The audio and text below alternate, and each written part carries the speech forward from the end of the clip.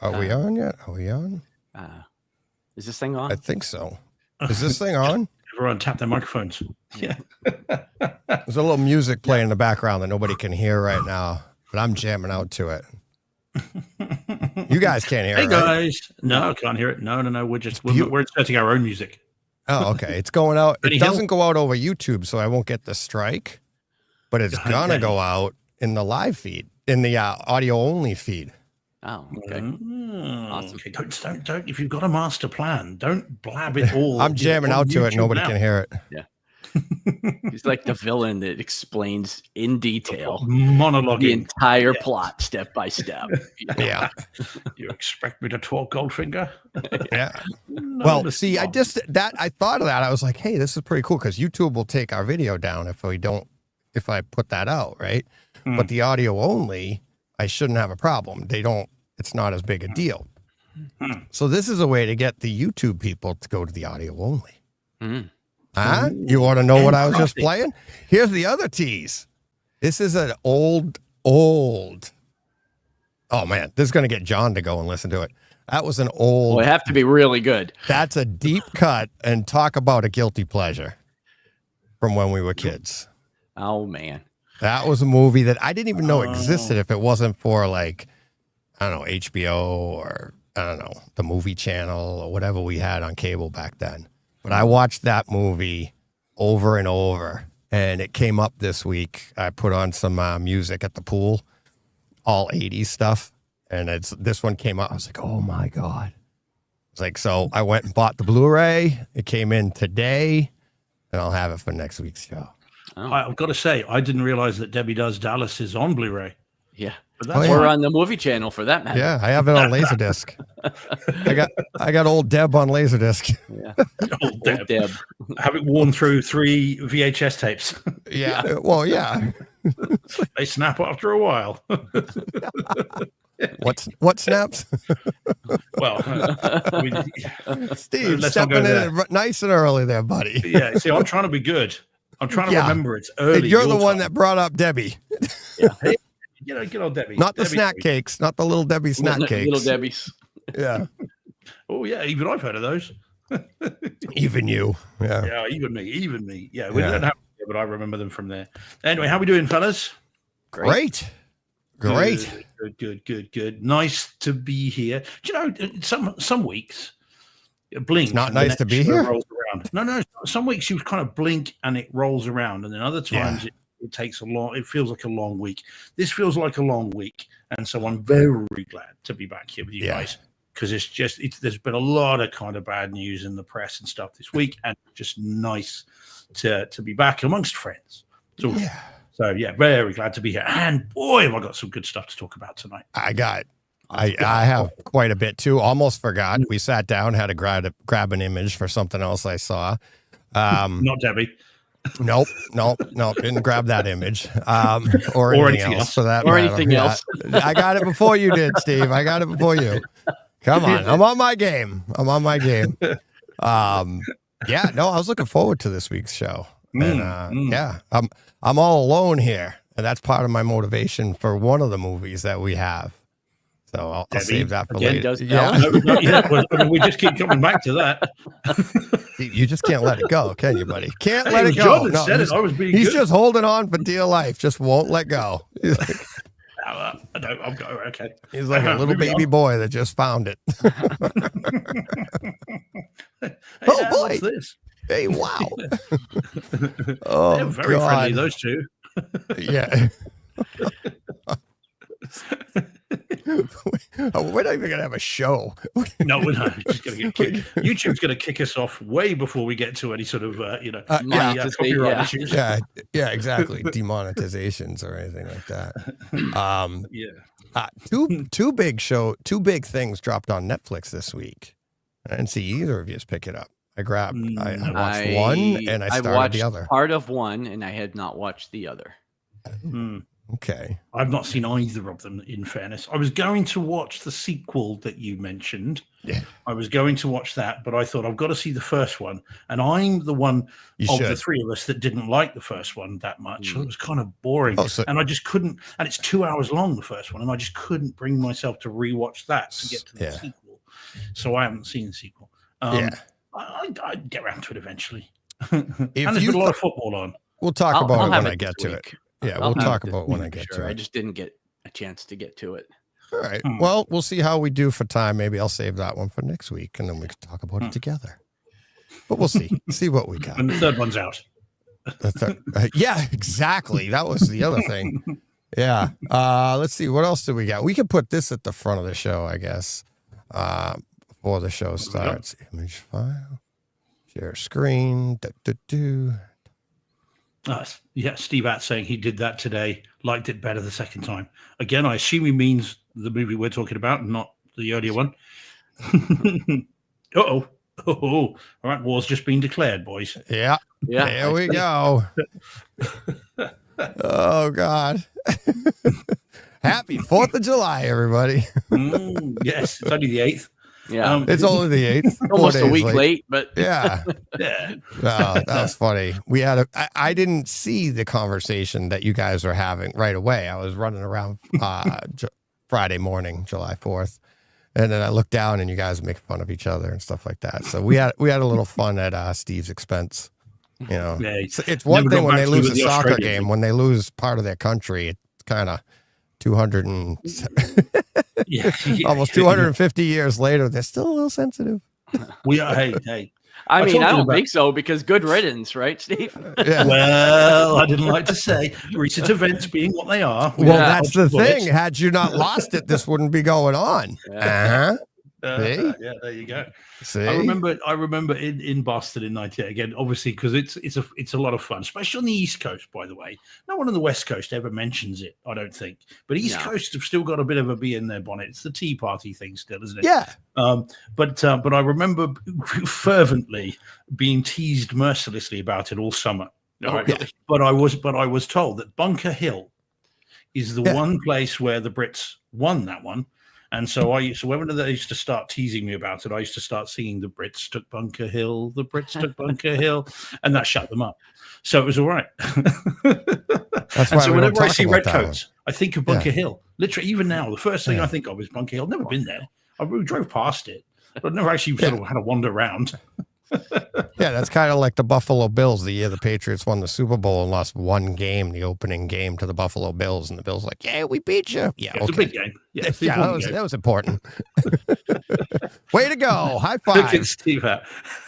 Steve, if we lost, we'd be stuck speaking proper English. Yeah, exactly. Aluminium. Yeah, I still Caribbean. Schedule. I couldn't care less. Not I could care less. You know. That's wrong. That's wrong everywhere. That's not a United States. That's just wrong. People just get that wrong. I could care less. That's what you guys say, isn't it? No. Well, it's what some people say. Yeah, people that get it wrong. Don't blame that on the whole country. Yeah. But it's the only time you hear it. I don't hear it anywhere else. I've not heard it anywhere else in the world. But in the US, I could care less what you think. Yeah. That's not what you mean, though. So we have more ignorant people. I'm not going to doubt that. It's like that one gets. The other thing is the word "bring" as well. While we're talking this, "bring" is the other one. Bring it. Yeah. Kevin Smith once said something about his daughter. He said, "Bring a knife with you when you go out." Now it's take a knife with you, not bring a knife with you. That's wrong as well. Well, I don't know. I don't know if that's wrong. For me. I don't know. I'll have to call you guys Jen not on say that one. Do you not say that? Bring. So you say bring an item with you when you go out, rather than take an item with you. I mean, I could say either, and probably have been known to say both of them. Yeah, interchangeably. I just wouldn't. Yeah, I'm just not taking the knife. That will quite, yeah. So the morals of it. Bring a jacket, bring this, yeah. bring that. Oh, okay. Yeah, but I say that, but I always have a knife on my waist for work. Well, you can say it to someone. So if someone's coming with you, you can say, bring a jacket. That's fine.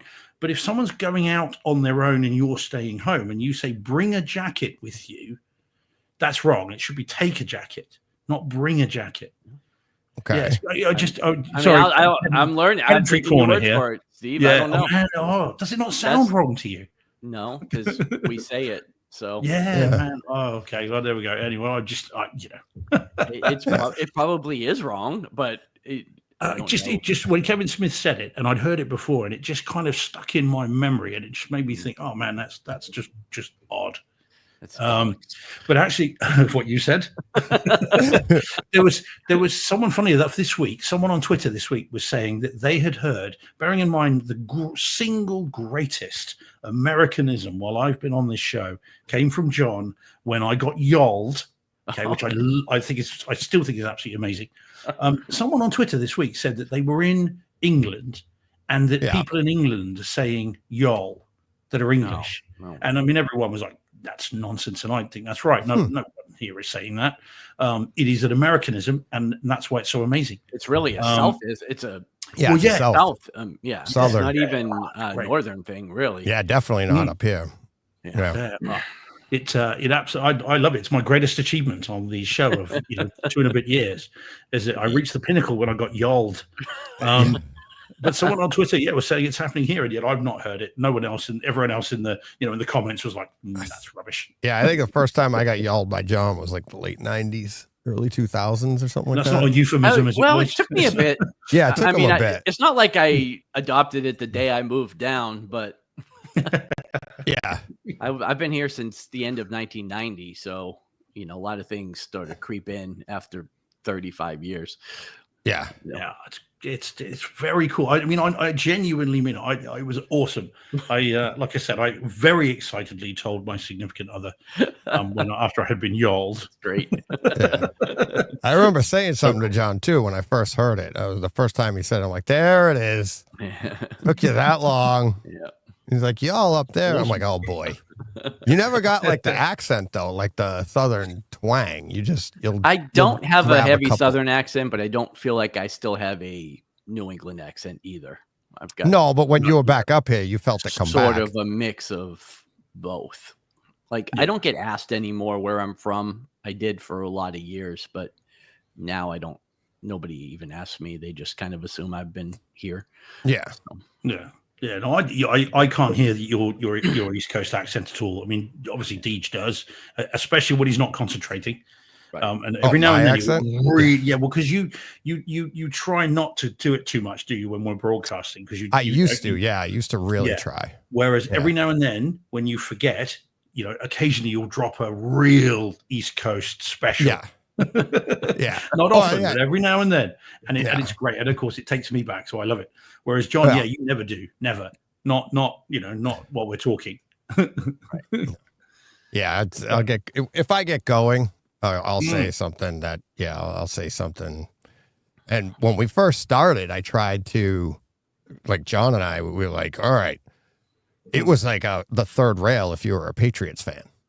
People would not listen to your podcast from the United States if you were a Patriots fan. So we were like, let's avoid that. That's the main reason. People hated the Patriots so bad. They were like, Patriot. I mean, you'd see it in other podcasts, but like they hate the Patriots, so they wouldn't give it a chance. Yeah. And I was like, all right, so I'll try to get rid of that. The Chiefs, we can get pity listens. Yeah. And then the most I used to get was people, they didn't know where I was from. They knew it was maybe the Northeast, New York, Jersey, something like, but they couldn't pinpoint. They never said Boston accent, the most they could get. But now, who cares? Who cares? Yeah, it's part of the colorful nature of the show, isn't it? Yeah. Yeah. Multicultural fabric of this. We are international. Speaking of that, we were talking 4th of July. We're talking international.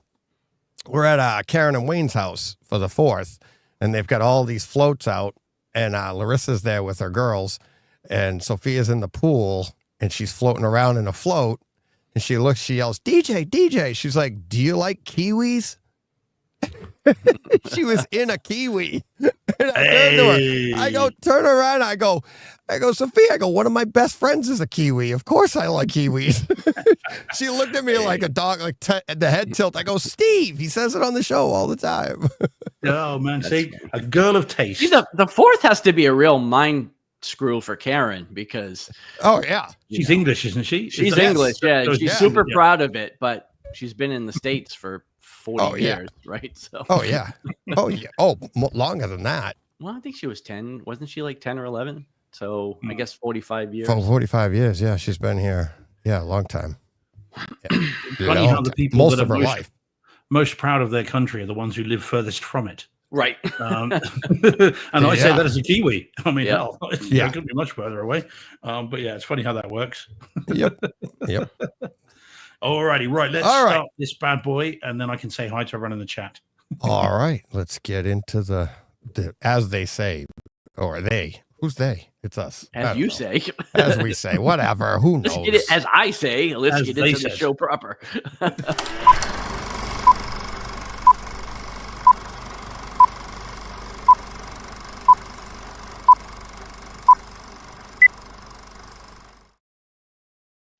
We are Brightside Home Theater.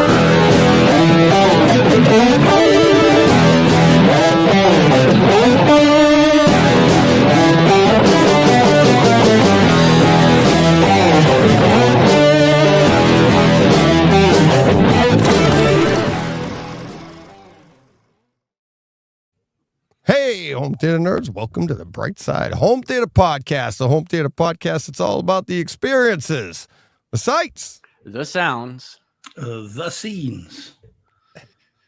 There it is. All right. Yeah. We're in. We're in. All warmed up. All warmed up. Ready to go. Stretched out. Ready to go. Fun. All right. What do we want? You want to get to everybody in the chat? Well, we already let's say hi to everyone. Yeah, say hi to everybody. Yeah. Hey, everyone that's in the chat. Right, moving on. No. Yeah. That's the way John and I do it when you're not here. Hey, chat. Don't take away our non-thunder. Right. Yeah. Hey, man, John's got enough for everyone at the moment. That's right. Just outside the window. Okay. So Mikey was first. Of course, there wasn't much opportunity to be, first tonight. Yeah. So Mike was in. Mikey's still there. Steve App was then in. Hey, Steve. Brockstar dropped in. I haven't seen John in for John, whatever his name is. Steve Brock. Yeah. Good to see you, buddy. He's been. I think he's holed up in his cinema room. He's got his wife's having a party, so he's been banished to the cinema room. Not a bad place to be banished. Exactly. It's kind of where I want to be anyways. Yeah, man. Not bad at all. And then we had, they went back and forth a bit. Carl's in. Hey, Carl. TSG is in with some news about a local cinema close to me. We are going to be having, hopefully, a half-decent IMAX locally soon, which will be nice. Fingers crossed. Hopefully not one that is ear-splittingly loud. And we've got, so I said hi to TSG. Dom's in, bonsoir Dom, fresh off of seeing Formula One and 28 years later. Oh, and Jurassic World as well. Gosh, he has been busy this week. Yeah. And who else have we got that is in? So they went back and forth for a bit. Then we had, write down. Who else we got? Brightside Home Theater dropped in saying, getting ready. Good of Yep. We're ready now. Look at us. We're ready now. Jordan's in. Hey, Jordan. Rach is in. Hey, Rach. Eric Ridgely's in. Rach. Hey, Eric. Yanks North's dropping in. Lane Smith's in. Hey, Lane. Ariel dropped in from Twitter. Thanks very much, Ariel. Nice. And then, an old school Kung Fu films is back as well. So, good to see you. Again, old school Kung Fu films. Don't think there are any Kung Fu movies this evening, but we'll do our best. Check last week's show. I did mention The Foreigner with Jackie Chan. Worth giving a go to. So everyone's present and correct each. And again, I mean, looking at the numbers, which we can see, there's more than that in the chat. So as I always say, if it's your first show or you've been tuning in for a while and never felt the need to say hi, please say hello. We'll try to be nice. We will be maybe possibly nice. There we go. All good. All right. All right. Let's see. I'm moving some images around here, see if one can go, but I'll wait for that image to load for me. But yeah, for my first one. Who wants to go first on this week's? Oh, do you have any questions? I had one. I should have written it down because I forgot it already. I had a question for this week. Go on, go for it. If you can, I can't think of it. That's the thing. Was it, how does it feel 250 years later to have lost part of your country? No? Yeah. There you go. Was that the question? Yeah. No, nothing that immediately leaps to mind. Not this week. I haven't worked on anything, but I think we've got so much to get through. And I'm not sure there's time for a question this week, Deej. We've got loads. All right, let's get to this then. This is my motivation for the week that follows up. It actually coincided perfectly with another one that I was motivated for. And I'll put this image. You'll see what it is. I'll put this image up here. But yeah, so things can't be that bad. No. What it is, I told you a little bit about it before we get on. I'm all alone. I mean, literally all alone. I'm managing 3 houses, doing all that because Sophia has her national dance competition down in New Jersey. So Jen is down there with Larissa. They all went down to New Jersey. They drove down yesterday, 5.5 hours. And I'm leaving as soon as this show's over. I'm getting in and driving down for tomorrow because I missed her solo today. But I did just find out she placed 4th in the country for her solo. So just found that out. So wow, good for her. Congratulations to Sophia. But tomorrow is all of her, like the group dances. So I'll go down for that tonight and then come back tomorrow night. So drive back tomorrow night. But listening to them yesterday morning and Jen and Larissa in the car, and they had storms coming through. They had hail at one point. They got stuck going over the George Washington Bridge in New York and the traffic, and listening to them and take a left here, take a right here. So I sent this image to them. And if you're watching on YouTube, it's the what do you call it? A GIF or whatever, Thelma Louise. So that's what I watched yesterday when I got home from work. So yeah, Thelma and Louise, Impulse Buy, which also is, perfect to coincide with, what's his name? Now I'm drawing a blank again. Brad Pitt? No, that's just it. Yeah, exactly. Whoops. What happened there? Nope. I don't know. Nope. There we go. I don't know what's going on. Stop breaking stage. Come on. Oh, he just passed away. Oh, Michael Madsen? Michael Madsen. I know. I was going to say. In Thelma Louise, is he? Yes. I saw it not that long ago. I haven't seen it in 25 years, probably. So. Yeah. Oh, yeah. So Michael Madsen. So yeah, here we go. So talking Thelma and Louise, Impulse Buy on Kaleidoscape. It's only in HD, but they don't have the Criterion has the 4K, and I never picked up the Criterion. Did you bought the Criterion, right? Yeah, I reviewed it on the show. Yeah, I hadn't, and when I bought it, I hadn't seen it. So my first watch was in 4K. Yeah. And it's great. Really good film. Yeah, I haven't seen the 4K, but this was really nice. And I could see where the 4K would be nice. There's some darker images, but it still looked really nice in HD. The sound was really good. But for this movie, it isn't a home theater movie by any stretch of the imagination, but I don't know if you mentioned the one particular scene, Steve. It's like I time-stamped it. It's this scene here towards the end at 1 hour, 32 minutes and 50 seconds. She's standing out. Well, they both are out in the kind of area. And you can hear it's just the subtle wind, right? Just the ambient sounds of the wind, but it literally goes around the room. Right around, like a couple of times. She was out there just by herself. This is Susan Sarandon, and she was what, Thelma? I think. Oh no, she was Louise. God, man, don't test my knowledge of this. Exactly. But yeah. So, anyways, she's standing there. She's standing there, and then Gina Davis comes up behind her, and they were talking. But she was just standing there, taking it all in. And you go to this part, and it's I mean, this isn't an Atmos. It's just in, DTS Master Audio 5.1. And it's just such a subtle thing because it's just the ambient sound, the atmospheric sound. But it really does move right around the room. It's like quiet on one side, and then you hear it go behind you, go around the front stage, come back around. And it's just the wind going around the room.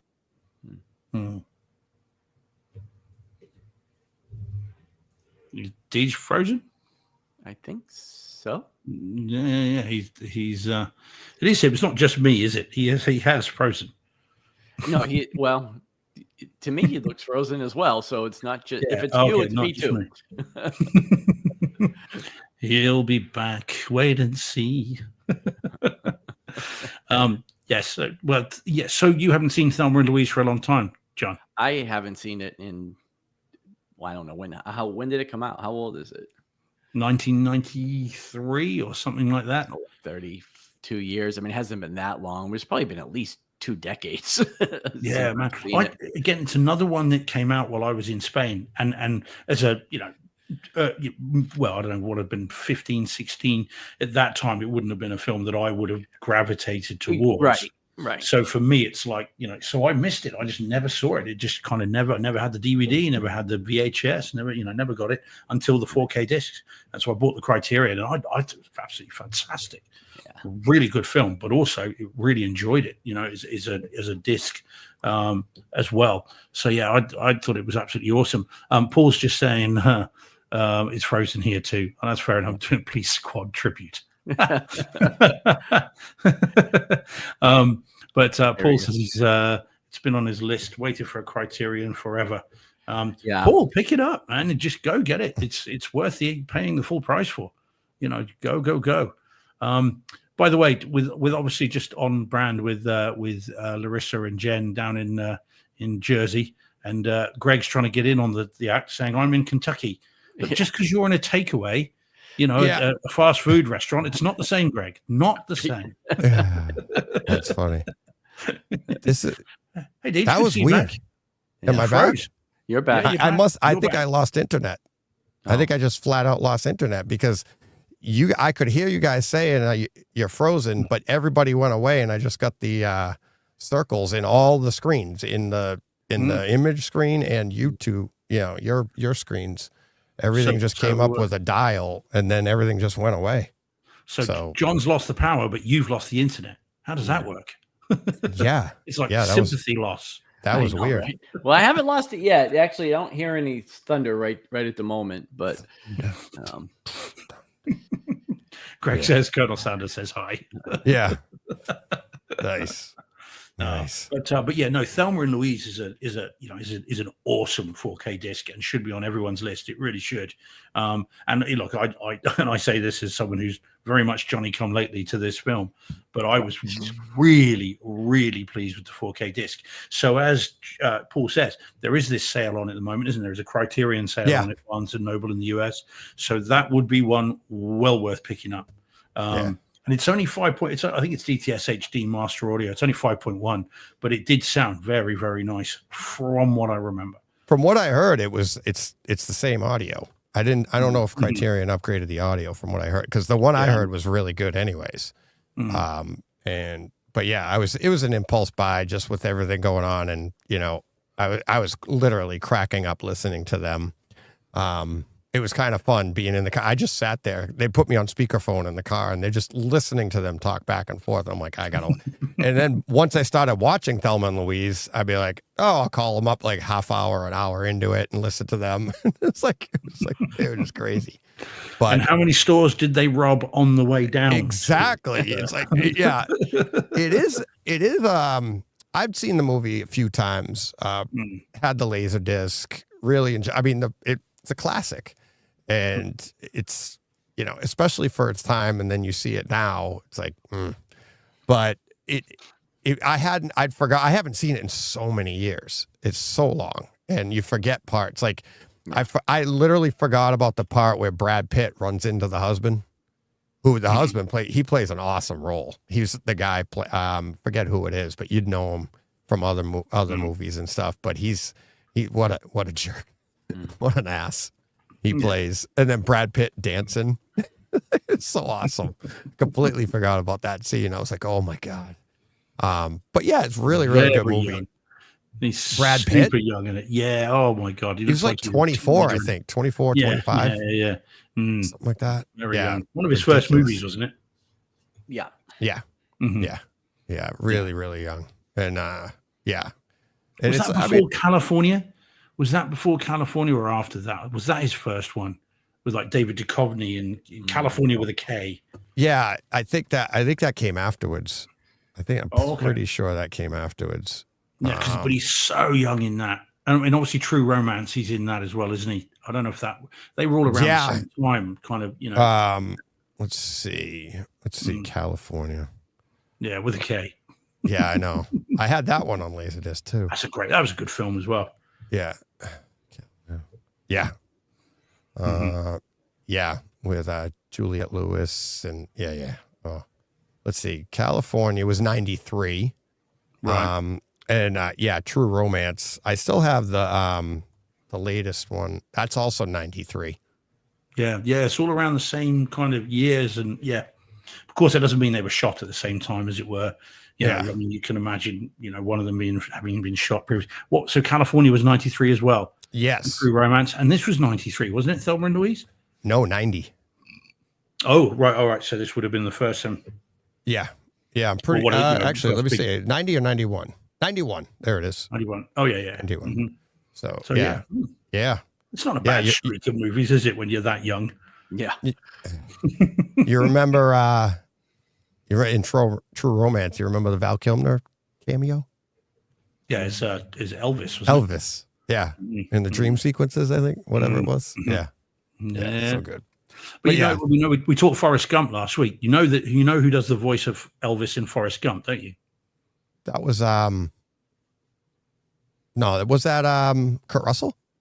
Yeah, it is. Yeah, Kurt Russell. Yeah, because he had played Elvis in a TV series with John Carpenter. Mm-hmm. And so John Carpenter was the one who suggested him to Bob Zemeckis. Yeah. And so that's where they were like, oh, yeah, we'll do that. Go. Yep. So you can tell it's him as well. If you listen really carefully, you can tell it's Kurt Russell. Yeah. But Michael Madsen in this. You don't remember him? He was the boyfriend. No, man. Do you know what? Now that you say it. He's the one that goes out to propose. Remember, he meets her there. He's like, what was the code word? I forget the code word. Oh man, Deej, don't test me on these things. I know, and I just watched it yesterday. So good. But 25 years, man. Yeah, exactly. Feels like 25 years to me. Yeah. But he it's like every year. We'll talk about him in a little bit too. But he's like, I mean, we loved him in everything, but he was also the same in everything. That sly, you love that about him.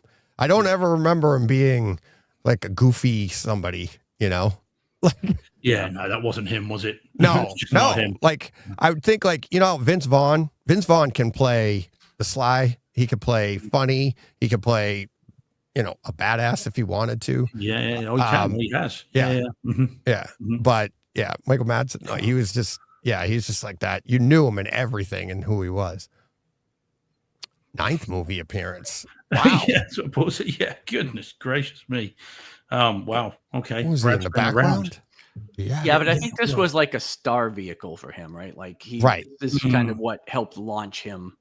Although I guess if he'd already done 8 other movies, he was already on his way. But you realize why he'd be. You didn't hear about him until that movie came out. Yeah, until he took his shirt off. Wow. You realize how he ends up in True Romance. True Romance is a Tony Scott movie. This is a Ridley Scott movie. Yeah. So you can certainly imagine Ridley saying to Tony, I've got just the man for you for your True Romance role, and then recommending it. Movies. Oh, God, I thought I'd lost your audio there, Deej. But I've got 2 other Michael Madsen movies this evening, if we want to get to them. 2 more. Oh, wow. Okay. All right. I think you've forgotten one of them that's got him in. All right. Well, I know one of them, obviously. Oh, yeah. Let me see. What's the other one? See if you can guess. He's not in this one from last week, is he? Yes, he is. Is he? I don't remember that one. Yeah, you want to do this one then? Yeah, let's do it. All right. This is the one people won't expect. Yeah, exactly. All right, here we go. Okay, so this then is the 88 Films 4K UHD DTS HD 5.1 master audio upmixed to Neural X version of Species. With good old Natasha Henstridge and actually an all-star cast that everyone has forgotten is in this film. You've got Ben Kingsley, you've got obviously Natasha Henstridge, Forrest Whitaker is in this, Michael Madsen's in this.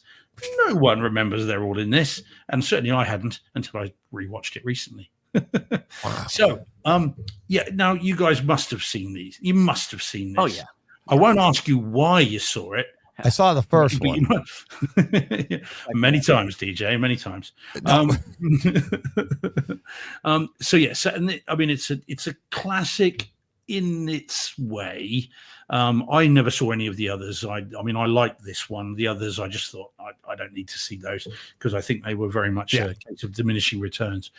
So this one, if anyone doesn't know, and surely most of the people watching and listening to this have seen it and know what it's about, but very briefly, the search for extraterrestrial intelligence operation SETI sends out a radio signal into the cosmos, and someone replies. And they send back some sort of genetic material, and wouldn't you know it, some bright spark in scientists decides, I know what, let's grow that thing and see what happens, because nothing ever goes wrong when you do that. And so what happens is we then get Natasha Henstridge, who is this Syl, isn't it? And she escapes and goes on the run and on the rampage, and violence and much gore that I had forgotten about ensues. And it's still fun. It's very 90s, almost painfully 90s. But it is enjoyable, and I did have a lot of fun with it, and I was never bored. So yeah, well worth revisiting, guys, if you get round to it. Now I'll dust off my laser disc. Well, there you go. Why not? Yeah, that's it. Yeah, surely it's already it's been well used, Ege, I'm sure. Yeah. I mean, I suppose we should warn people. I mean, it is 90s, and it has 90s sensibilities in terms of sex and violence and everything else. So, be warned. Okay, so no sensibilities. Well, no. I mean, this was as I don't know. Would this be a drive-through movie? Would you have said? Is it that kind of movie? It's a drive-in or drive-through? What's a drive-through movie? Drive-in on the way. Drive-in. I'm sorry. Drive-through and then drive-in. Get your food on the way. It's cheaper. Just watch the whole movie while I drove right through. On my phone. Done. Sorry, drive-in. Sorry, here. Drive-in movie, not drive-through. We don't really have them here. Would this have been see why you just keep going? Maybe you do, Steve, and you're not stopping. Never knew. Just couldn't tell. Kept on going. There was one in the Midlands once, I think. Didn't last long. That's in the 80s. So this would have been a drive-in movie, wouldn't it? It's your classic kind of TNA, and don't anyone ask me what that stands for. Your TNA kind of horror movie, and that's what it was all about, wasn't it? And that's kind of this is that sort of movie. Just people be warned. Anyway. Now, this comes to us from 88 Films. Okay, now Jordan might disagree with me on this, and I'm no doubt he will say so if he does. 88 Films is a label that licenses your kind of very, very niche, very kind of cult movies for 4K release. And I've found them personally to be a bit hit and miss. Sometimes they're okay, and sometimes they're not so good. And I've had examples of both. But this one is actually a really nice remaster. The 4K video on this is as good as you could reasonably expect. It's really colorful, really detailed, no issues with black crush or anything like that. And the effects hold up pretty well, bearing in mind, of course, they would have been practical in the main. There's a bit of CG. Yeah. They're practical. And they hold up pretty well. And I actually really liked how this looked. I thought it looked great for bearing in mind, micro budget old movie, and yet the remaster on this is very good indeed.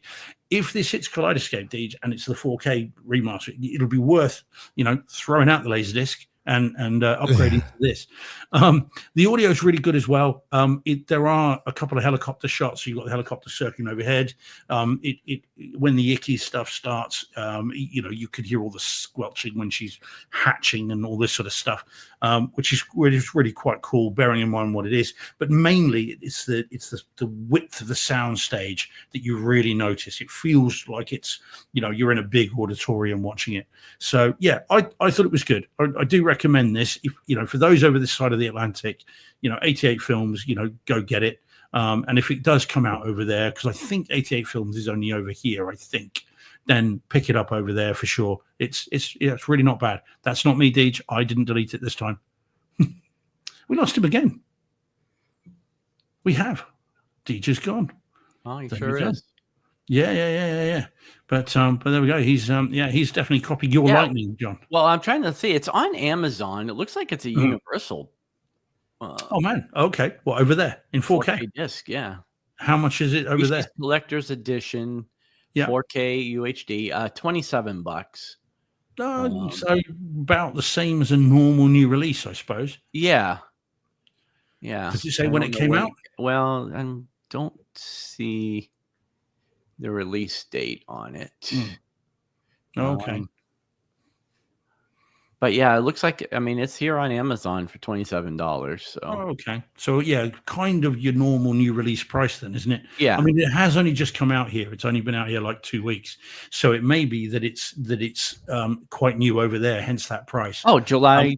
No, it's July of 2022. So it's actually been out here for several years. Yeah. Oh, wow. So that's super expensive then for one that's like 3 years I was going to say for a movie that's 3 years old, July 26th of 2022. Yeah, it should be $9. Yeah, no, I am surprised at that. Okay, well don't go spending $27 on an older film like that. But like you said, I did enjoy it, and I had a lot of fun with this. And this was never really high on my list of favorites, even of this kind of genre. But it is a lot of fun, and the disc in particular is a great remaster of this kind of movie. So yeah. Not bad at all. Not bad at all, this one. And again, this is my first of my Michael Madsen movies. There's some alliteration for you of this week. Trying to see audio output stereo. So audio output. There is some. Yeah. So there is audio. Yes. Some audio. Yeah. Audio output. Yes. If there's any. Awesome. Yeah, no. Maybe it's an older version. Actually, Shout Factory disc. Oh, okay. So it should be good. Yeah. Okay. Weird. That's unusual. But like I said, it's well worth it. I wonder if it's already on Kaleidoscope, Deej, in that case. No, HD, just HD. I just checked when I got internet back. I don't know why my internet's popping in and out. You're not downloading from Kaleidoscope, are you, Deej? I'm not. No, it's literally like internet's going out. I'm hardlined and everything, and you could, thanks to StreamYard there for the pro tip as I'm reconnecting. It helps to be connected to the internet. Pro tip. Yeah. Pro tip. It helps to be connected to the internet. Gee, thanks. If that's a pro tip, I wonder what the what's the amateur tip? Yeah, Open exactly. eyes. You need a computer, Look straight ahead. but you're not going to see this without that. Funny thing is, you can't get the pro tip unless you're on the internet. Right. It's like, that's some good logic there. Yeah, it's like everybody that's not here, please raise their hand. All right, good. Everybody's here. Yeah. So if you can't hear me, raise your hand. Yeah. Pro tip: be connected to the internet. Thank you. All right. So it's all right. It's better than I remembered it. So worth a revisit, guys. All right. I will. What is? I won't look at the price, but it's just. Yeah, I'm not going to buy it for $28 on Amazon. No. Yeah, that's for a disc that old. I don't like it that much. Yeah. No. It's a lot. That is a lot. Yeah. So. All right. Moving on. John, what would you like? No, it doesn't matter. All right. Let's hear about this one. Let's hear his review of Presents again. I liked that last week. presence. Yeah. Yeah, that was fun to read. You're about to hear it right now. No. You're about to hear it again. No. All right. We'll see. All right. Am I the only one that's seen this? I started it. Oh. Yeah. I'm 3 episodes in. Oh, okay. Yeah, about the same. There we go. All right. So this then would be Ironheart, which of course is on Disney Plus. Well, I guess I was going to say here in the US, but I guess it's on Disney Plus everywhere. Yeah. It is one of their originals. This, of course, has all the Dolbys. So Dolby Vision, Dolby Atmos, 4K, UHD. So I guess sounds like you guys are both about halfway finished with this. Of course, it was 6 episodes dropped in 2 installments. Yep. Yeah, it's okay. It's kind of how I feel about it. Okay, so it doesn't pick up. That's kind of how I felt. It's not great, but it's okay. Like I don't think it's nearly as bad as the early review, which I think again this is another show that suffered from a ton of review bombing and a lot of bad. I want to say bad actors, I guess, but not in the show specifically. Yeah, not the show. People, but just people out there, just who have problems with shows of this nature. But it's not great. Honestly, and I don't know. Again, I don't know how you feel about it. And this is not the first time we've seen Riri Williams or Ironheart in the MCU. Obviously, she was in Black Panther 2, but the actress, she's the worst part of the show for me. Like I find her very unlikable for some reason, and I don't know why it is, but I don't think she's very good as an actress, and I don't think she's very convincing in this part. Again, it's just my opinion, but it did sort of color my opinion of the entire show because obviously it's built around her, and I found her to be a little bit insufferable. A little bit horrible. A little bit can you be a little bit insufferable? Yeah, maybe, I don't know. Wouldn't that be sufferable? But I think the suffering show through. Yeah, I think the show did it definitely introduced some things that we're going to see going forward in the MCU. I don't think this is the last time we're going to see Ironheart or Riri Williams. There are 2 villains introduced in the back half of the series that you guys probably haven't seen yet. But that we will definitely see again in the MCU. So I think it did its part to advance I guess the phase that we're in. Yeah. And the character, because again, we will see her again. So that's kind of how I feel about the show. As far as the HT experience, I think it's pretty decent. It's super colorful. I think it looks excellent. I think the Dolby Vision and the 4K look really, really good.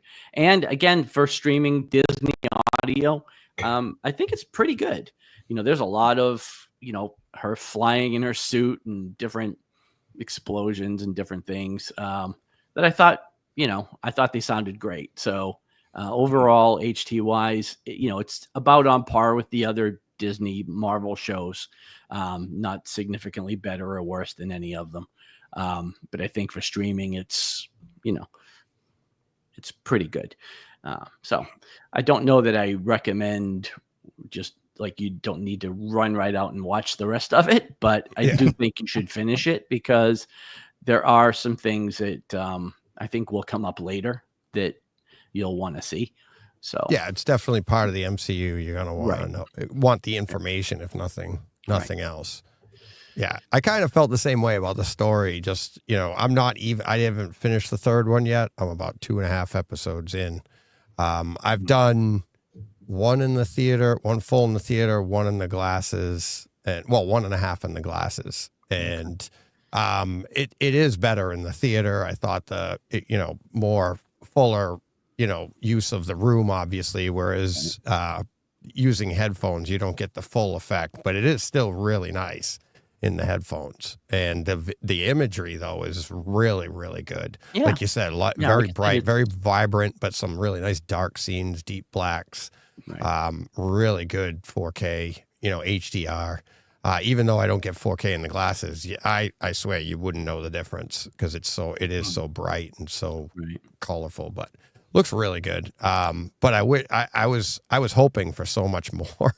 I think that's the other part, well, and again, too. it's another. I can't remember the other show that I felt this way about as well, but I guess the subject matter and the villains that we see here, one in particular, I don't know that this is the right character for those for those things. And there was another show where I kind of felt the same way, and now I can't remember what it was, but I feel like was it what's her name, Miss Marvel? I don't know. No, I thought Miss Marvel. That one was the kid one. It was a little more. She was the kid, but but then there was the kind of mystical. I'm struggling to remember that show, but no, I think it wasn't Miss Marvel. I don't remember what it was, but there was another show where I feel like it was just the wrong pairing of kind of character and subject. Yeah, but again, I could be wrong there. What do I know? Yeah. I don't want to spoil it, even though Steve says it's, I'm sure it's spoiled everywhere. Very spoiled. It's the character we all expected to have a couple of shows ago that, finally showed up here. But this just, again, isn't where you would expect to find that character. Yeah. It kind of goes from one extreme to the other, from grounded to the metaphysical. Right. Yeah. I mean, I like I said, I'm 3 episodes in, 3 and a bit. And I've watched them all in the glasses, in fairness. I haven't watched any in the cinema room because I think I might be enjoying this more than you guys, because I came to this with no expectations at all, none. Because I've seen Black Panther 2, a couple of times. But I don't know anything about the comic character. I don't know anything. I've got no connection to this whatsoever. Right. And so I found it quite just sort of inoffensive, just breezy. It's just, you can watch it in little bits and it's fun. And I have. So I found it enjoyable enough. I mean, I thought Alden Ehrenreich is very funny as the kind of the put upon sort of chap, at least initially. I'm sure he won't stay that way, but I thought that was quite funny. That the dog doo thing was quite funny, and I thought he was quite good in that, and I do think the sound wise in the headphones, these again, because I've only listened to it in the headphones, the music's got some real decent bass to it. So the rap music and that kind of stuff is like, whoa, okay, this sounds quite good. But yeah, I'm enjoying it enough to keep going with it, is what I would say. And that's not always the case with me. It's inoffensive, as you said. Like, nothing bothers you. Like, it's just that it's fine.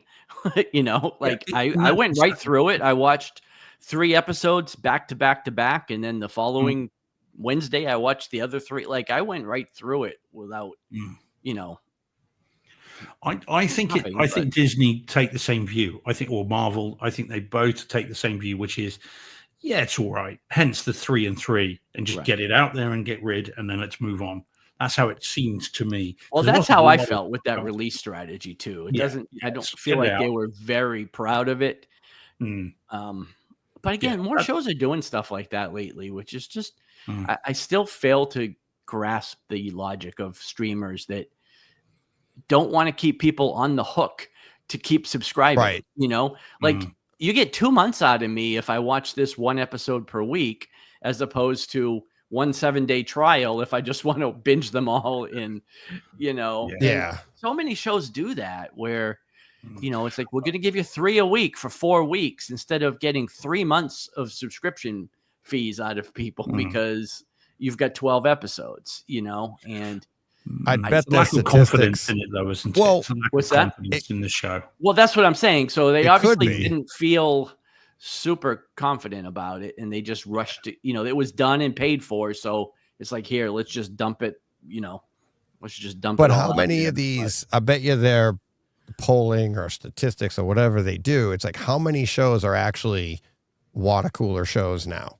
Because like a show like this, unless you're like Game of Thrones, where You need to see it that day, that week, because if you don't, it's probably you're going to run into somebody and they're going to talk about it. Whereas this, people will just wait, and they'll wait the 6 weeks and then binge it. If they're, you know what I mean? Like, to what you're saying, John, like, you get 6 weeks out of me, that's 3 months of, subscriptions where okay, here you go. I got to subscribe this month or next month, and then, whatever. Right. People will just wait, and you hear it all the time. They'll wait for a bunch of shows to pile up on Netflix and then go, pay a month, and then they watch everything. Because nobody can afford to have all the streamers anymore. Right. So maybe that's what they're just leaning into now. And they're like, hey, if you want to pace it out over 6 weeks, do it yourself. But if you want to just watch it and get word of mouth out or whatever, I don't know. There's got to be a strategy for them that they see, like getting us to keep the, Disney Plus just because of Ironheart for 2 months. Right. I don't think that's the strategy they're going. It's not working anymore like that. Right. Like you said, a lot of shows are just, like, here, just take it. We're so used to bouncing around. But so to me, then be Netflix and just give me all 6 episodes so I can watch them all in a row. Mm-hmm. Like the three episodes a week apart they just don't make any sense, Right. It's like, give it to me all at once, or like over 2 weeks, you're still only getting 1 month out of me. So yeah, like, just give me all 6 so I can just watch them and be done with it. It just makes no sense. But it is weird that what was the Star Wars one we just did? That was like Andor, but Andor 3 episodes at three, but at least that made sense because there were many movies. Like, movies, right? And each one was 1 year. And right. That made sense. Now, I said the same thing going into that show because I didn't know why they were doing it. But once it aired out, it had a reason. Right. This show didn't have that. Didn't have a reason. There was no intermission that we had to have. Exactly. So Andor, I think, did it the right way because it made sense. Yeah, story-wise. Yeah. Yeah, it was a creative way of doing it. Like, there was a purpose to it. And like you said, we all talked about, this is weird. Yeah. But now, like, Ironheart comes out, and now you're like, okay, well, we knew it was coming that way, or we found out. And you're like, all right, there's got to be a reason. Nope. Yeah. Like, oh, well, we tried.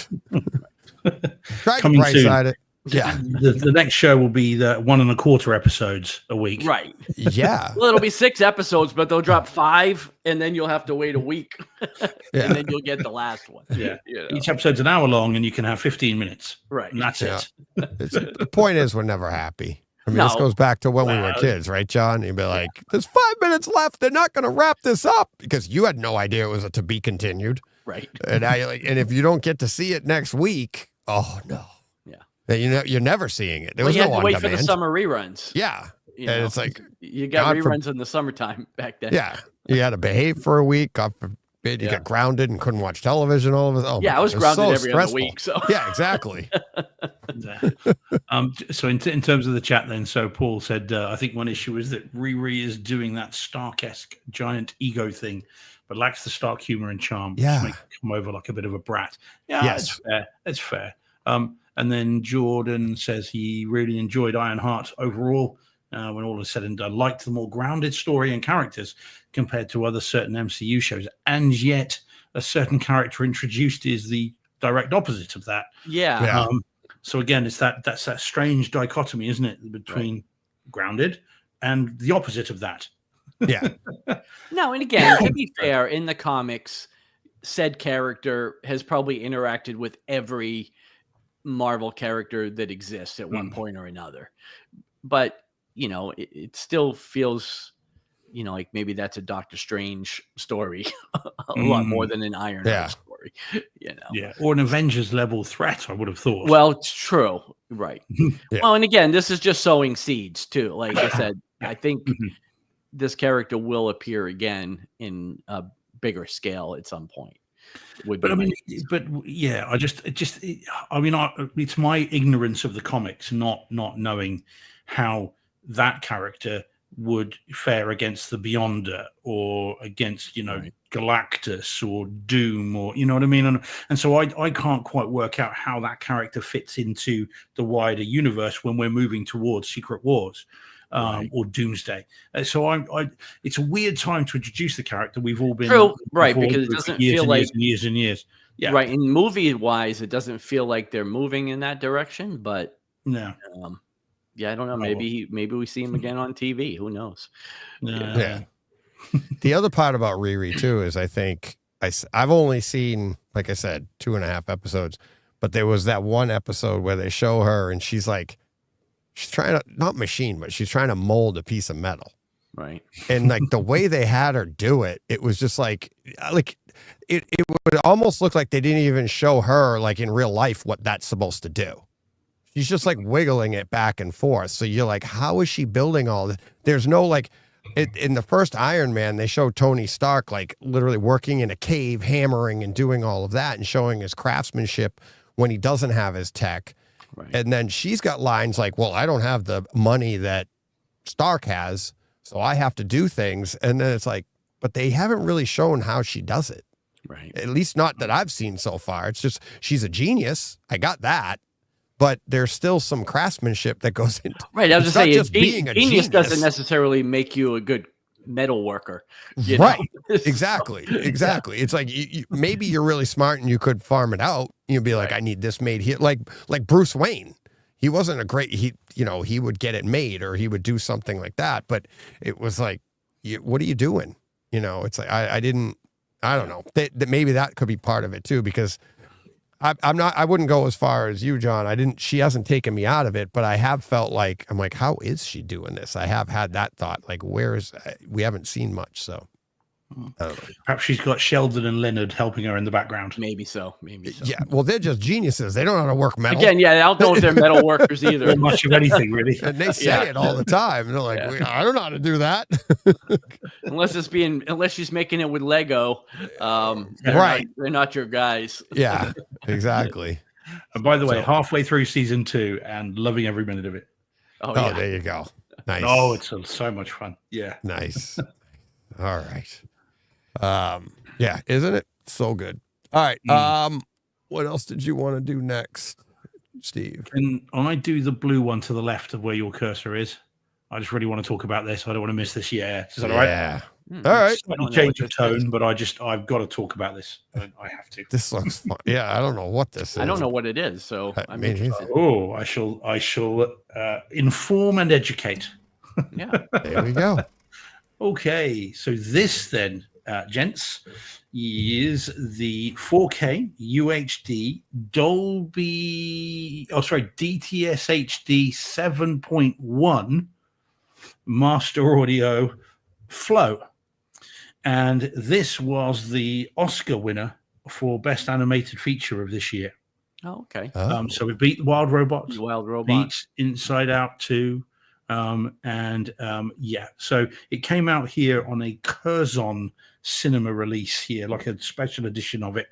And I hadn't seen it. I knew that Flo had won Best Animated Feature, but I knew nothing about it, hadn't seen it.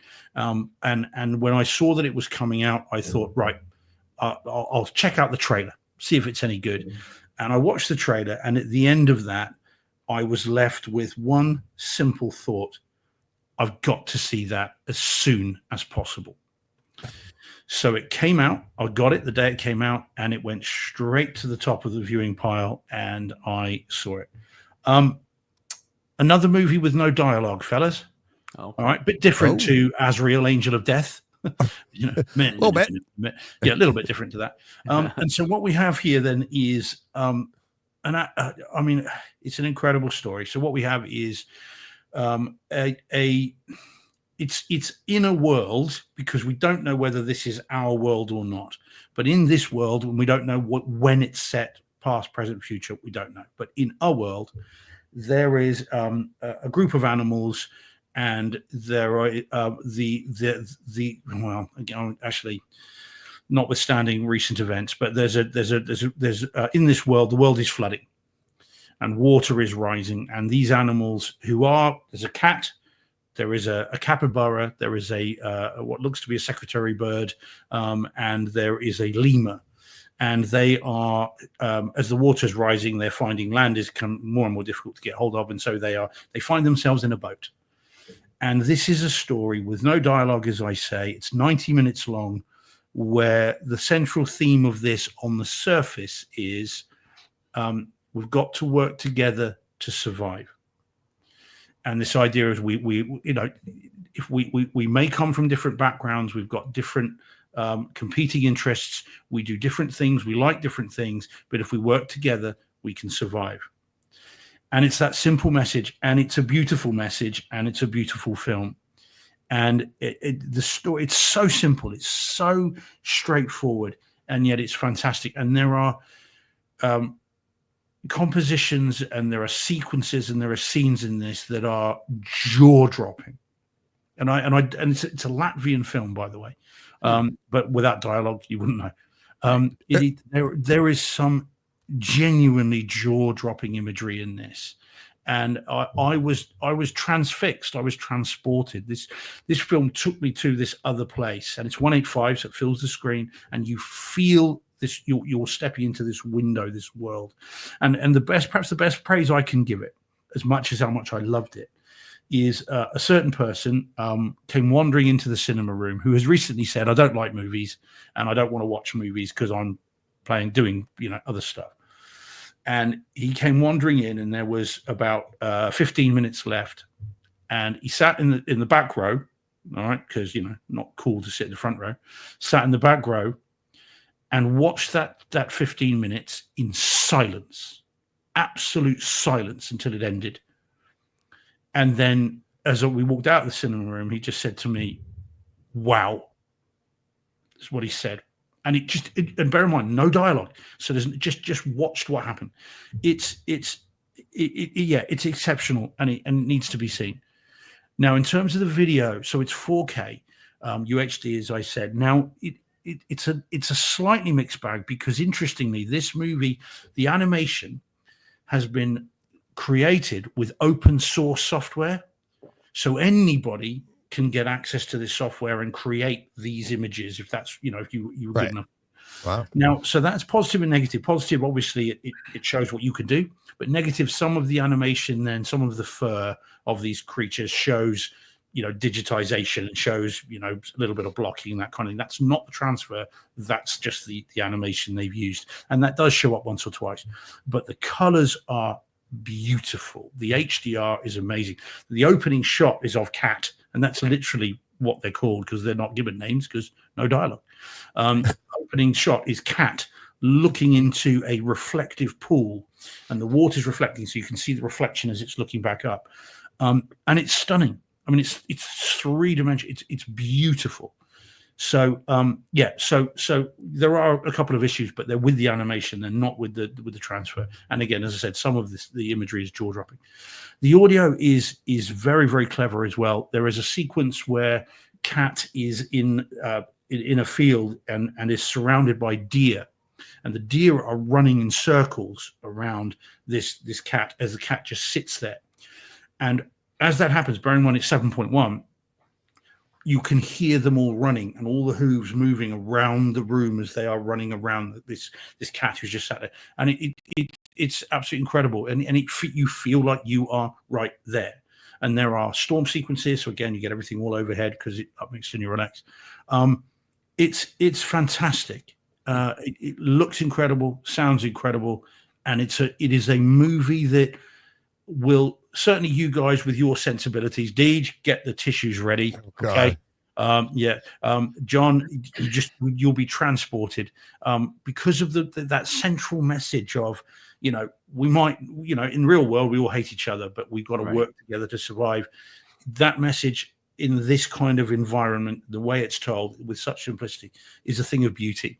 And I never would have thought that I would have said an animated movie would be better than The Wild Robot, than Inside Out 2, which are very complex movies within their genre.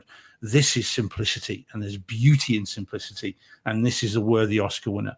And I didn't think I would say that. It's awesome, guys. It really is. I don't know. I wish I knew how to get hold of it over there. I don't know if it's only streaming. On September 23rd. Okay, mark your calendars, fellas. Mark your calendars. You really, I mean, again, I would say stream it, but just, you know, buy it if you can. It's beautiful. And again, actually, John, granddaughter will love this. Yeah. You know, this because it's a U over here, so it must be a G over there. It's a, you know, there's nothing nasty in it. There's no violence and gore and it's not that kind of movie. It is a so she will love it for the imagery, and you'll love it for the story it's telling and the way it tells it. It's really good indeed. It really is. Sorry, again, when I get excited, I then don't look at the chat. Everyone said, "Oh, it's crap." No, everybody loved it. What you're on about? Everybody's loved it. Yeah. Oh yeah, so Carl, brilliant film, epic. Yeah, Paul Hurt, very high on my to buy list. It should be, Paul. It's great. Jordan saying cinematic masterpiece. It's exactly what it is. TSG, like it, good man. Movie left me speechless. It was so good. As I say, this person who came in just sat in silence, and that's very rare for this person. He was probably just quoting the dialogue. Yeah. Yeah, where's Azrael? Yeah.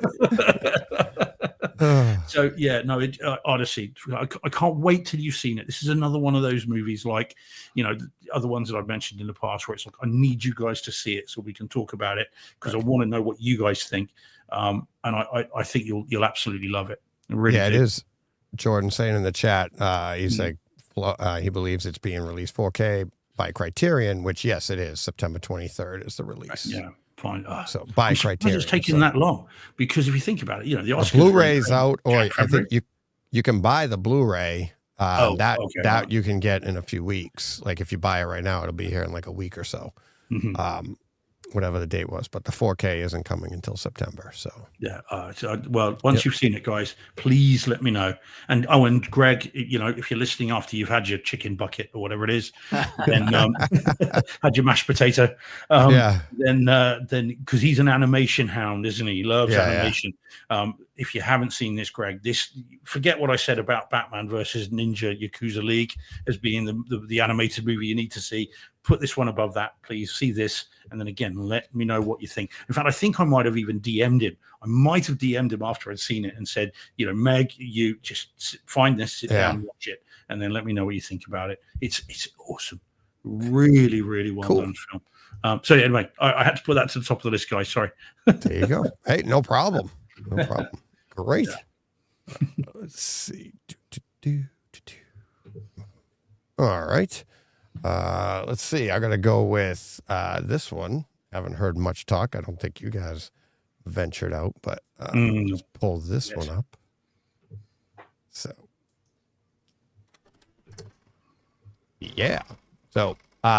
Jurassic World Rebirth in theaters now. I went out. I saw this last night, as a matter of fact. And So you mean you? Do you mean you dinosaur this last night? Yeah, dinosaur. I wasn't super excited for it. I had no expectations. Wasn't sure if I was going to see it in the theater, but you know, maybe just wait till I get it home. I knew I'd see it eventually. But yeah, I went to the theater, saw it, and should have waited. So. Oh, really? Again, I've heard good things. Yeah, man, I wanted to see this. It's entertaining, but it's basically every movie or book. I read the original, you know, Jurassic Park, Michael Crichton's Jurassic Park, and there was a scene in there that obviously never made it into the movie, and I think that's what they did here. They kind of did it in 2 a little bit, but this one here, I think they really went for it. They did that. It opens, you know, the beginning of it was pretty good. Different take, no spoilers, but it's, you know, different take on the whole Jurassic World thing. Cause you have to remember now, this is a Jurassic World. You're going into a timeline where everybody knows dinosaurs are on the planet. And it is Jurassic World Rebirth. So they're trying to, you know, they come up with another story from another version, and they're like, here we go again. Yeah, I mean, Scarlett Johansson, she's great. She's plays herself as, Black Widow, if you will. It's like Black Widow meets Jurassic Widow. I don't know. Black Widowsaurus.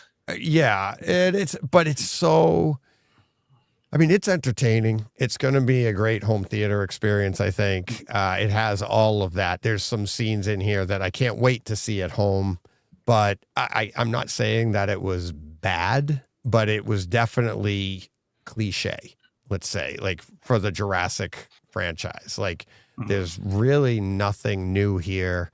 A lot of it, you're going to be like, I remember that scene. I know what they're redoing right there. That's what you're going to say a lot all the way through it. And so it's like, it's really like how much more can you do with this franchise?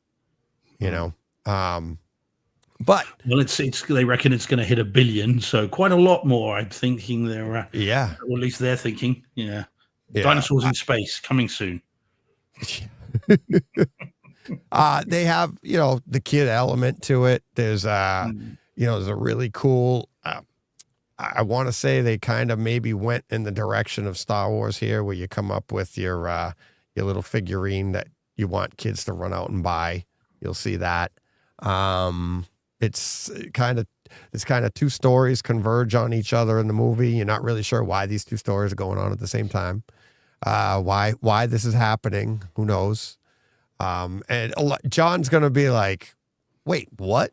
That exactly happened? Like the entire basis of the movie, this first few minutes of it, you're going to be like, seriously? John, I mean, as soon as I saw it happen, John, I'm like, oh my God, John's going to get up and walk out. I tried to get to the theater this weekend. I just couldn't. Yeah. I just couldn't make it. You're going to see it. And it's like, because I was like, I'm not kidding you. It's like, I enjoyed it. But I have enough going on. And I was like, could I go? Oh my God. I was like, oh, really? I was like, I could see it later. I'm like, it was only $20. Oh, wow. I could leave. As soon as I'm done with my snacks, I'll go. Because it was like, there was nothing new. And it was That's like, the question. What film have you ever walked out of a movie? Never. I've only returned one. You know what that was? I've never walked out of a movie. Yeah. I've never walked out of a movie. No. Gosh, I have. Well, I can see that. Yeah. I have, and then later seen it and really liked it. I've done that a number of times. No, stayed through Furiosa. I did. Furiosa. Yeah. Let me see. RoboCop 2014. I walked out of and saw it again and actually quite liked it. Rob Zombie's Halloween. I walked out of. Quite liked it when I saw it again. Not loads, and quite liked it. Quite liked it. Yeah. Those are the two that spring to mind. But exactly that thing though, Deej. It's you're sort of sitting there thinking, do you know what? I could go and do that, or I could go and do this, rather than sit here and then and I'll catch it later. Yeah. Okay. Yeah. Do you know what? I will do that. Yeah, exactly. And be like, I'm going to get this at home. I know I'm going to buy it. I have the rest of the franchise. What the heck? I could really use the time. I could go do this. And it's like, but I stayed. It's like, especially once I was out of my popcorn and my candy, I'm like, what am I there for? I'm like, at that point. So it really didn't do much. And by the end of it, what? What? No. My thoughts exactly. That can't be right, can it? Sorry, no. Steve At says available now for, I think he means 4K pre-order at $56. Steelbook. I hope that steel is gold. Yeah. Well, it's available for pre-order on. What are they? $29.99 on. I was just say that'll come down. Those prices will adjust. And I'm not even pre-ordering that. But yeah, that's. But I've already pre-ordered Mission Impossible, and but it'll come with its own sort of amber with a mosquito in it, so you can grow your own dinosaur. Yeah, $56. Yeah. No, I wouldn't. No. Well, that seems to be the going rate for steelbooks. I mean, because steelbook. The Tombstone was $55. That's a collector's what was thing. the Orlando Bloom one? Just Kingdom of Heaven was $55. For steel books and it's sold those out. rare precious metals. You That's what it is. get them now.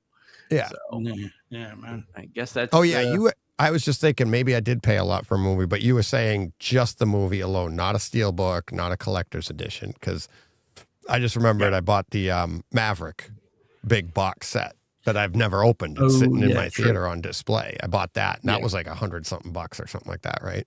$150. Yeah, which Wind River's just the. I mean, it is a steel book, but it's only the disc. But it's just that's all you're getting. Yeah, exactly. But yeah, it's as any of the Jurassics are. It's entertaining as hell. It's like there's a lot there's a couple of scenes that I can't wait to see at home. I don't know how this is making all this money, because like it didn't seem like the theater I was in wasn't packed. It was like it was scarce. I guess during the holiday weekend, that's the other thing. They're like, oh, over the weekend it made 300 and something million, right? But the weekend started Tuesday night.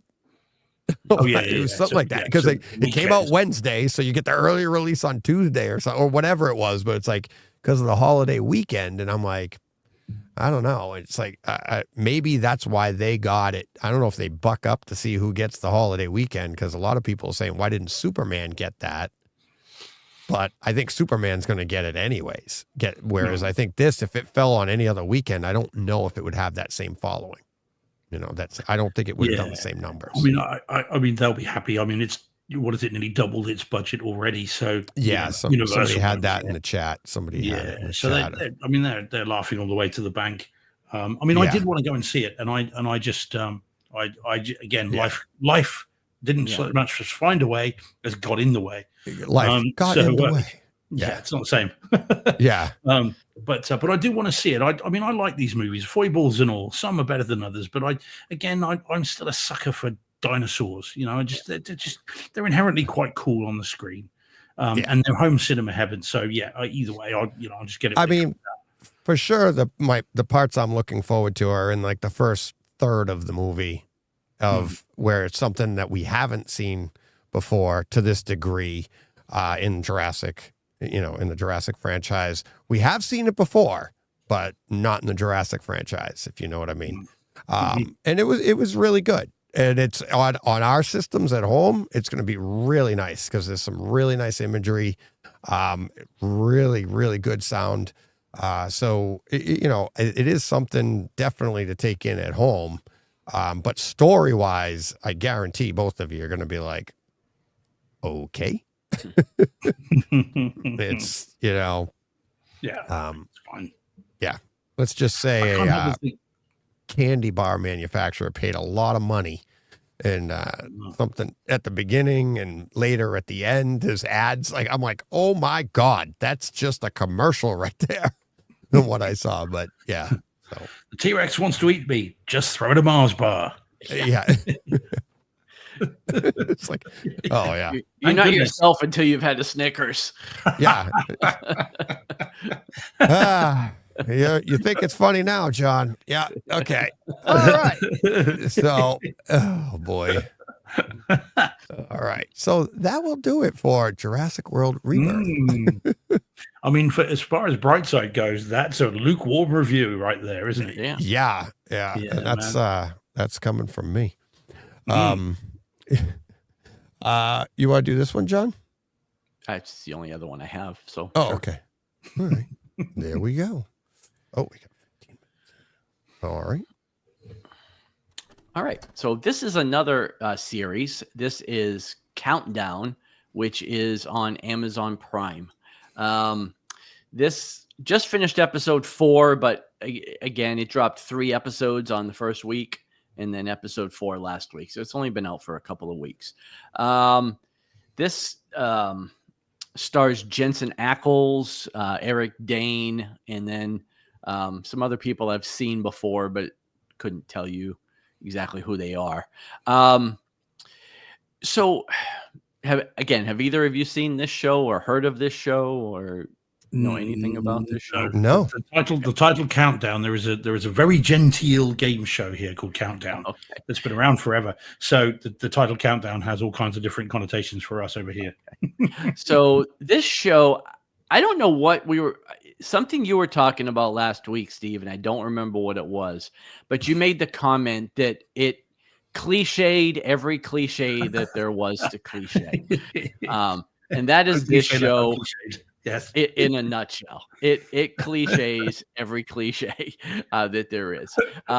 This is your standard team of misfit / troublemakers, but also the best in their respective agencies at what they do, who are all brought together in a task force led by Eric Dane to stop a world-ending threat.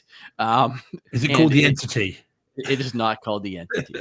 But it is, again, it is nothing that we haven't seen a million times before, but it is also never less than entertaining. It's great fun to watch. You know, again, something I think, well, it might have been DJ that said this last week. I could give you the first 30 minutes of episode 1 and ask you to write me the next 9.5 episodes, and you could probably write them with a very high degree of accuracy. But again, it's a lot of fun. It's super entertaining. Like I said, 4 episodes in, I don't know, it's probably 8 or 10 episodes. I'm not saying like drop everything you're doing and rush out and watch it, but I would try to squeeze it into your watch list at some point because it is fun. Again, this is on Prime. It is got HDR10, doesn't have Dolby Vision or Dolby Atmos. It's 5.1 audio, which of course upmixed for me to Neural X. And I thought it was quite nice, actually. Like the audio is pretty solid here. Better than Ironheart, I think, for sure. There's explosions and gunfire galore, and they sound pretty, you know, there's a lot of thump to the bass in the explosions and the gunfire, and a lot of, you know, surround action with bullets flying all over the place. And yeah, it sounds pretty good. And the video is solid. You know, again, I don't get to take advantage of HDR10 plus on my system. So it's just HDR 4K, but it looks pretty good. So yeah, check it out if you got time. Again, that shouldn't be on the top of your list, but it's pretty fun. So, and are they all sort of character actors in this then, are they? They are, yeah. You know, Jensen Ackles plays Jensen Ackles. You know, he plays himself as he does in every show. It's Dean Winchester and Soldier Boy and, you know, everything else. But I like him. He's, you know, and he's good in the roles that he's in. Again, and he plays the exact character you expect him to play. There's no real depth there. It's all right on the surface. And so are these the Thunderbolts then to Ethan Hunt's Avengers? In a way, yeah. You know, again, it's the task force that's brought, you know, 2 of them are LAPD, 2 of them are like FBI, you know, one of them CIA, and you know, they're all pulled out of their undercover assignments to show up to become part of this task force, you know, which would, you know, never happen. But yeah, Jordan says in the chat, entertaining like any 80s and 90s action films. And yeah, it's just like that. But like, again, a lot of fun. So, yeah. So predictable, but very entertaining. Like a lot of action films from the 80s and 90s. Sounds like a good watch. That was Jordan in the chat. Yeah. Yep. And that's exactly how I feel about it. So, nice. All right. Sounds good. Sounds like one. Well, yeah, sounds like one for the glasses. It could be, yeah. Like I said, it does have some nice audio. Yeah. But your spatial audio will come through pretty good. Cool. With it. So, alrighty. Let's see. We have obviously this added in the chat. We didn't see this when I was talking about it, so I'll just throw this back up quick. Oh, wrong one. Move. Boom. There we go. This is a new listener. Have we seen Kenny? No, Kenny. No, he's Kenny Home Cinema. He's been in the last few weeks. Oh, okay. Yeah, he says I'm looking forward to seeing this movie. Obviously, and his Jurassic icon, World icon. Yeah, Jurassic World icon on YouTube. So, thought I went over and looked at the chat. I was like, oh, that's pretty funny. All right, cool. Should have been their opening night, Kenny. What's going on? Yeah. Then, yeah. I mean, it is fun. Like I said, I don't want anybody to be disappointed, but I mean, it is fun. But it's not a lot new brought to the franchise here. Needed King Kong. Yeah. Let's see. What else you got, John? Steve, did you want to do the other Michael Madsen? Sure. Yeah, let's wrap that up. We have done it before, but yeah, of course. Mm-hmm. So, all right. Oh, I gotta remove that one. Then add that one. Okay. Boom. So after then the tragic death of Michael Madsen this week, I had a choice to make. What movie do I watch? Having seen Species a few weeks ago, that was before the news. I had a choice to make in terms of what to see, and I thought Sin City. But then I thought, but I've only got that on Blu-ray. And then I thought, well, okay, I could watch Kill Bill Volume 2. But as I've said before, I've got them both in 4K, but I have to wait for someone else to see them, or I will get killed myself. So you'll be mourning me. Oh, God. So what movie would I watch for that? I don't know. Element, Evil Dead Rise. Yeah. Followed by Malignant. Anyway, so you better hope nothing happens to me. Yeah. So I decided on this film. Of course, this film, really one other movie. I mean, if you have to pick the Michael Madsen performance, it is this. And so, yes, Reservoir Dogs in 4K, DTS HD Master Audio 5.1, up next to Duralex. Now, I have reviewed this on the show before, and not all that long ago, because it hasn't been out in 4K for a ridiculously long period of time. At least it doesn't feel like it. But I watched this again. I mean, the movie is the movie. Everybody has seen this film. And if you haven't, then you really do need to fix that, because you cannot have seen any other Tarantino movie until really you've seen this one. I mean, it's the first one, and it's the first one for a reason. But it's a fantastic film, and it's endlessly quotable. And if you are like me, you went through university in the 90s.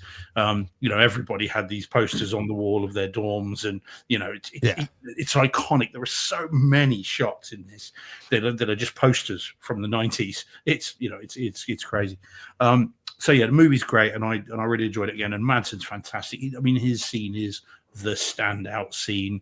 It's the one everybody remembers. And I have to say, it sounds amazing in Duralex, because this is a song that which is Stuck in the Middle of You, which pans. It starts in the left, moves across to the front, and then once the sort of the rhythm kicks in, it goes to the right, and so you get this pan across the front of the room, and it feels like you're in this massive auditorium. So it sounds really good. The gunshots, sorry to say, bit rubbish.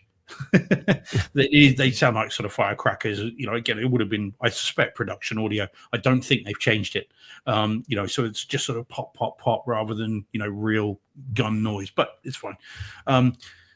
So the sound is very nice. The music sounds good, and there's a lot of music in this.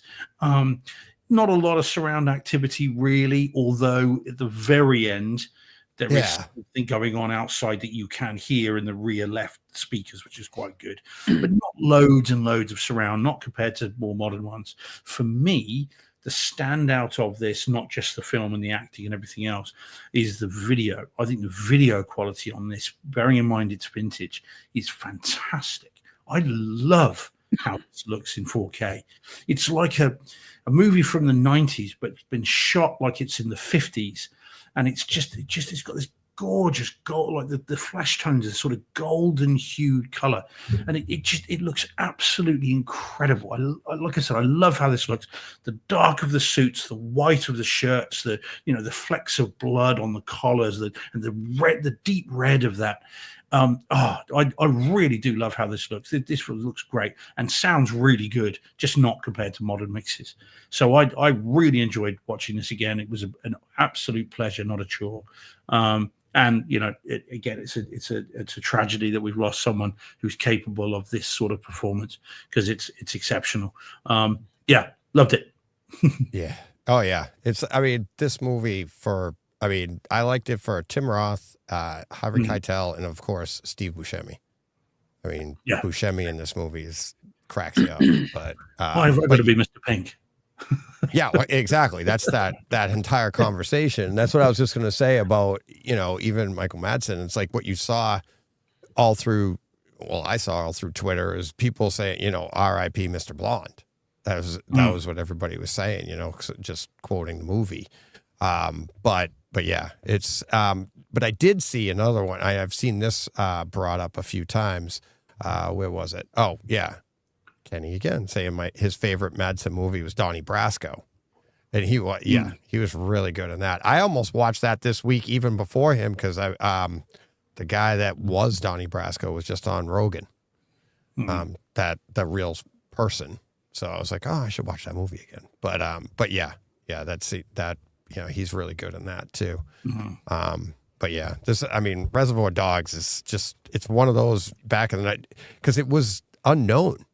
A lot of people, it was a little tiny thing, and it's where you went. Everybody was like, "Have you seen Reservoir Dogs? Have you seen Reservoir Dogs? Have you seen that?" It's like, "What's that?" And if you hadn't heard of it, you're like, "You got to come see it. Come with me." And, is that like Homeward Bound? No, not that kind of dogs. Yeah. It was instantly iconic, an instant classic, and talk about a debut. From nowhere, and the balls to cast yourself alongside these, Harvey Keitel and Michael Madsen and Steve Buscemi, and that takes a certain degree of chutzpah, shall we say, to do that. But there we go. But they instantly became they all became iconic too. The group, right? Like they're not the Rat Pack, but they basically became that. All of these with Quentin Tarantino, and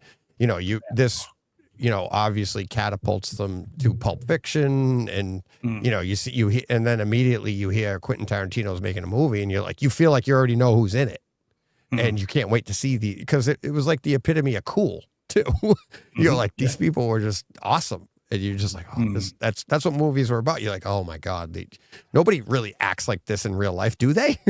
It's like crazy. So but a fantastic 4K disc, not of a fantastic movie. Really, really good. It's Lionsgate, I think, over here. But just it's awesome, so good. If you haven't got the 4K disc, pick it up. Well worth it. Very, very good. Yeah, I bought it when it came out on I think I already had it on Kaleidoscape, and then I got upgraded to the 4K or whatever. But yeah, so good. Have you got this, John? I do. I have the 4K disc. Yeah, it's very, very good. No, nice. Cool. Another comment. This one cracks me up. I know it's Kenny again.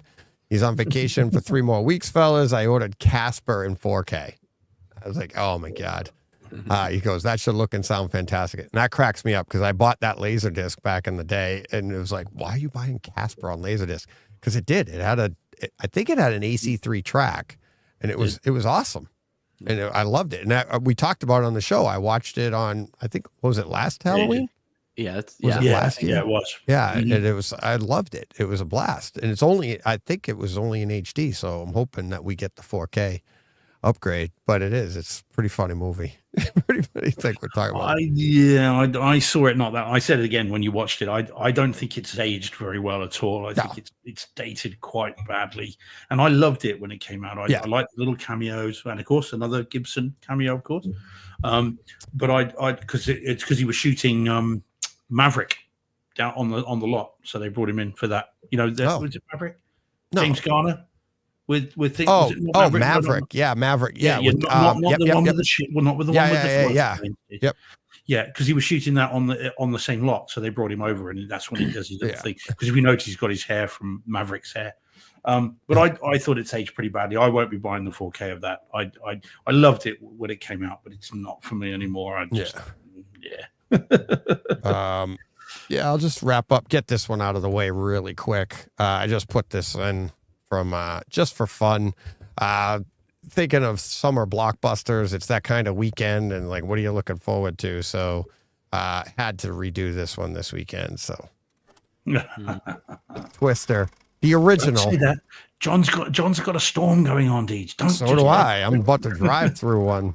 But yeah, cows. I think it's the same cow. But yeah, and you know what's funny? As soon as I started this up, I was like, wait a minute. I think when I did this last year and I was raving about the picture quality, I hadn't gotten Dolby Vision capabilities yet. And now I do. Now, I don't know. I was thinking this all the way through the movie. I'm like, well, wait a minute. Is it really better now than I saw last year? Or is it I've only seen this a couple times at this quality level. You know, I'm used to the old quality and going, I haven't seen that before. I don't think I've seen that. But it is. It's like, and again, I know this is Twister from 93. And, you know, it's the 96. One we begged. Was it? 96, I think. Was it 96? I think so. Maybe. Yeah, pretty sure. But yeah, Bill Pullman and Paxton. Pullman, Paxton. I'm all over the place. Paxton. Yeah. And yeah. Yeah. Mm-hmm. Yeah. Philip Seymour Hoffman. Awesome in this. I did hear some stuff in this that I hadn't heard before, probably just because I'm paying attention to different things. Mm-hmm. Some of them are his lines in the background, whispering in what's her name's ear.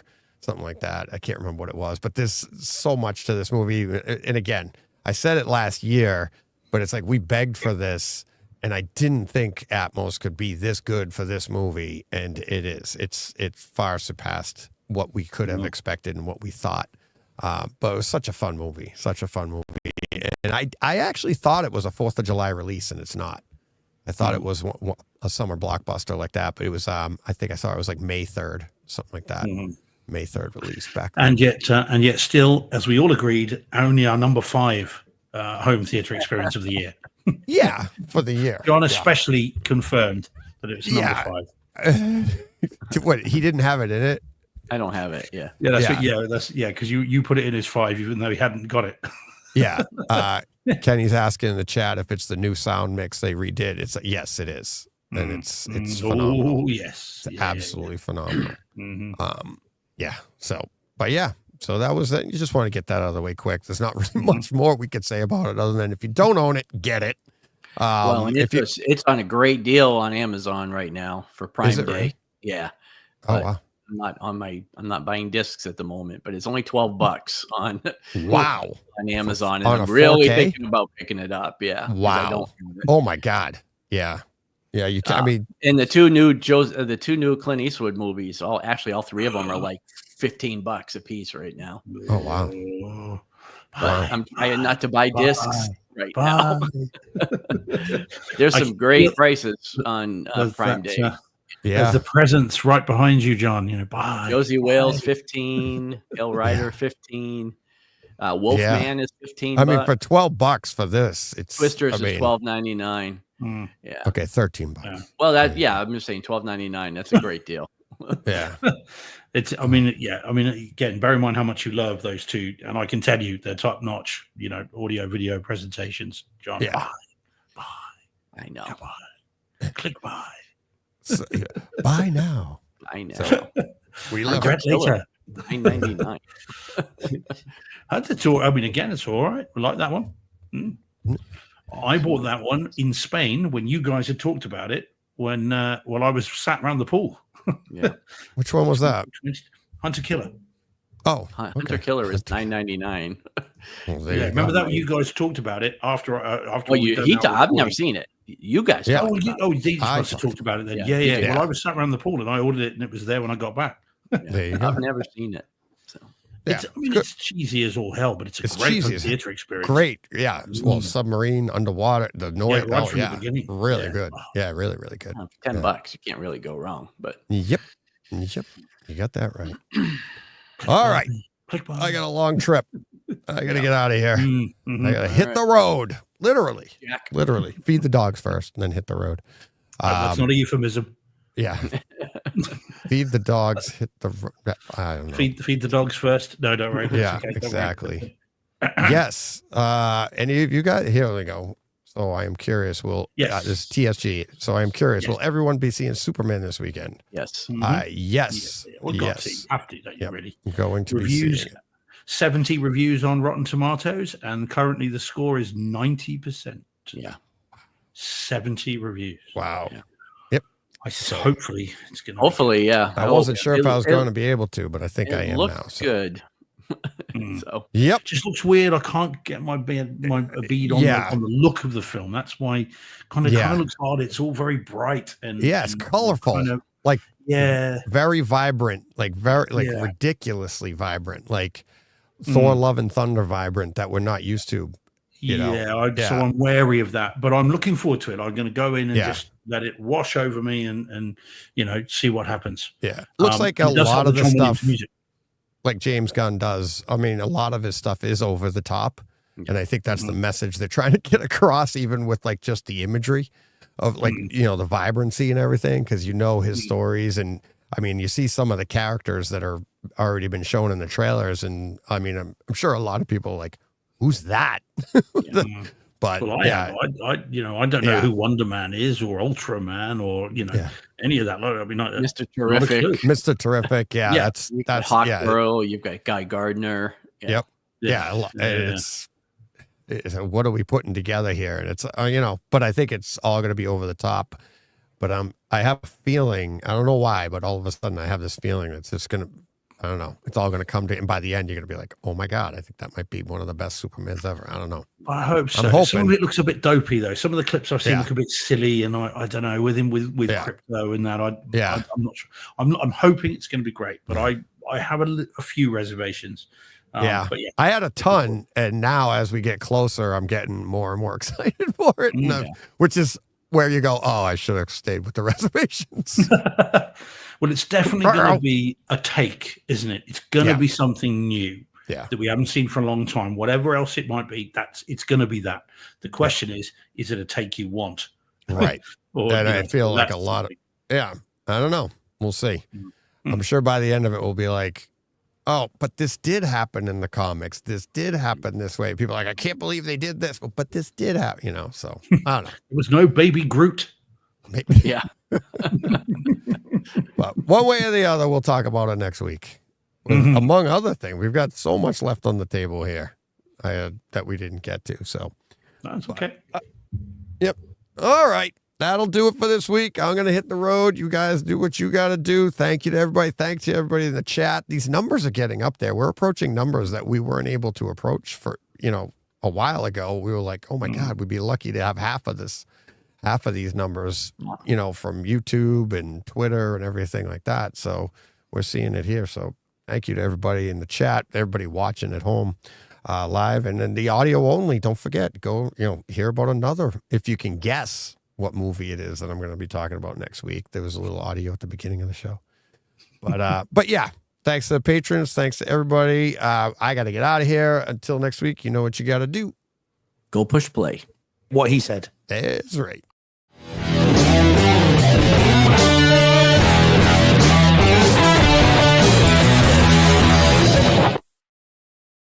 Hey, Fred. This has been a Hey Fred production with theme music by Jeff Bernhardt and Throne Vault Productions.